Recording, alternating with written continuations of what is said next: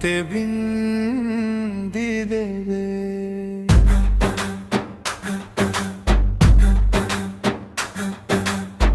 ಮೊಹರಂ ಬಂತು, ಕಣ್ಣೀರ ತಂತು, ವಿಷವನು ಕುಡಿಸಿ ಕೊಂದಿತ್ತ ತಿಳಿದು, ಹಿರಿಯರ ತಲೆ ಕತ್ತರಿಸಿದ ನೆಡರು.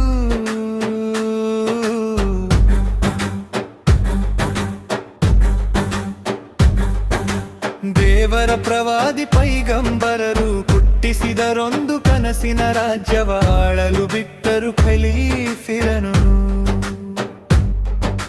ಚೆನ್ನಾಗಿ ನಡೆಯಿತು ಆಡಳಿತವು ಹಜವಕ್ಕೂ,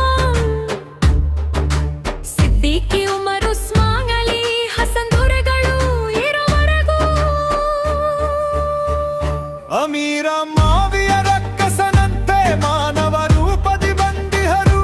ಹಜರತ ಹಸನರ ಪಾದವು ಮೆರೆದು ರಾಜವ ಭಿಕ್ಷೆಯ ಬೇಡರು.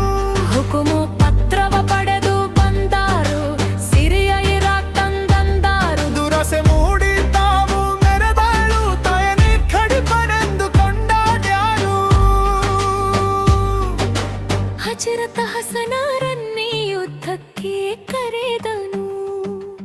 ಅವರು ನೋಡಿ ಪ್ರಾದೇಬ್ರಂಕಾಬರು ಶಾಂತಿಯ ಮಂತ್ರವ ಹೇಳುತ್ತಲೇ ಒಪ್ಪಂಬ ಪಂತ್ರಕ್ಕೆ ಸಹಿ ಹಾಕಿದರು. ಅಮೀರ ಮಾವಿಯ ಅಧಿಕಾರದ ದಾಹದಿ ಪತ್ನಿಯ ಮೂಲಕ ವಿಷವ ಕೊಟ್ಟನು. ಹಜರತ ಹಸನರ ಕೊಂದು ಬಿಟ್ಟರು, ಮಗ ಯಜೀದನಿಗೆ ಪಟ್ಟಟ್ಟಾರು. ಸತ್ಯ ತಿಳಿದ ಜನಜಾಣಾದರು, ಹುಸೇನರ ಮೂಲಕ ಹೋರಾಡಿದರು. ಮೆನೆ ಮಂದಿ ಎಲ್ಲ ಎಪ್ಪತ್ತೆರಗರು, ಕುಡ ಕಡೆ ಪಯಣ ಶುರು ಮಾಡಿದರು. ಸತ್ಯ ಶರಣ ನಮ್ಮ ಹುಸೇನರ ಸಾಹೇಬರ ಮುಕ್ಕಾಮಿನ ಸನಿಹ ಸಿಲುಕಿ ಬಿದ್ದರು.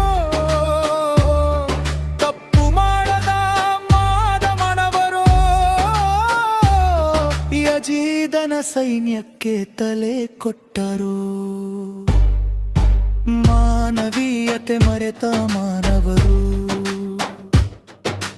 ತಿನ್ನಲು ಬಾರಿಗೆ ಮಣ್ಣು ಕೊಟ್ಟರು.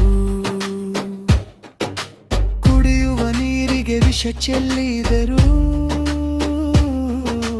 ಖಡ್ಡಕ್ಕೆ ತಲೆ ಕೊಟ್ಟವರೆಷ್ಟೋ, ಹಸಿವು ದಾಹದಿ ಮಡಿದವರೆಷ್ಟೋ.